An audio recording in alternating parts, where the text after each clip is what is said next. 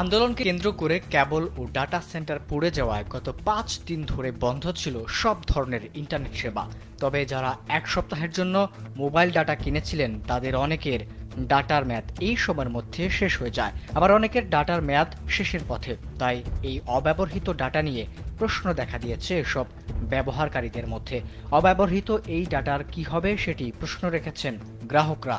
এ বিষয়ে অনেক গ্রাহক জানান তাদের মোবাইলে পর্যাপ্ত ডাটা ছিল, কিন্তু ইন্টারনেট সেবা বন্ধ হয়ে যাওয়ায় তাদের ডাটার মেয়াদ শেষ হয়ে গেছে।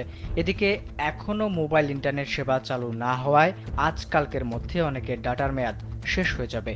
এতে করে ইন্টারনেট সেবা ব্যবহার না করেই তাদের ডাটার মেয়াদ শেষ হয়ে যাচ্ছে। ২৫০টিরও বেশি ডিজাইন অপশন নিয়ে ওয়ালটন স্মার্ট ফ্রিজ, বোঝে আপনার প্রয়োজন। মোবাইল ডাটা ব্যবহারকারী প্রায় সবারই একই প্রশ্ন, তাদের মোবাইল ইন্টারনেটে অব্যবহৃত ডাটার সমাধান কী হবে। বিষয়টি নিয়ে কালবেলার সঙ্গে কথা বলেছেন সাবেক ডাক ও টেলিযোগাযোগ মন্ত্রী মুস্তফা জব্বার। তিনি জানান, যাদের মোবাইল ডাটা ইন্টারনেট অব্যবহৃত রয়ে গেছে তাদের জন্য ডাটা ইন্টারনেট চালু হলে তার সমাধান হবে। তবে এই ব্যাপারে অবশ্যই গ্রাহকের সুবিধাকে অগ্রাধিকার দেওয়া হবে। গ্রাহক এবং ডাটা অপারেটরদের সাথে সমন্বয় করে বিষয়টিকে সমাধান করা হবে বলেও জানান।